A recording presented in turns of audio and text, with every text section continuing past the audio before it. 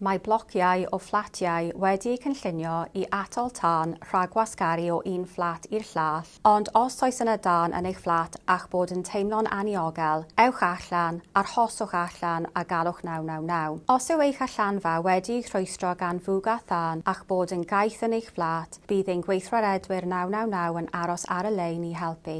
Byddwn yn rhoi cyfres o gyfarwyddiadau i chi o'r enw'r Cyfarwyddydd Goroesi Bywyd i'ch cadw'n ddiogel ac yn barod ar gyfer eich achub. Mae'n bwysig cadw'n llonydd ac i wrando ar beth sydd gennym i'w ddweud. Bydd cwestiynau a chyngor gennym. Bydd ein gweithredwyr 999 yn dweud wrthych am gasglu pawb yn eich fflat ynghyd â symud i'r ystafell bellaf oddiwrth y tân. Byddwn angen gwybod eich cyfeiriad a lleoliad o fewn y fflat. Hefyd, byddwn ni angen gwybod lle mae'r tân a phyn ydych chi wedi ei effeithio gan fwg neu tân. Byddwn angen gwybod sawl un ohonoch chi sydd yn y fflat, gan gynnwys plant a rhai hynny sydd angen help ychwanegol i ddianc.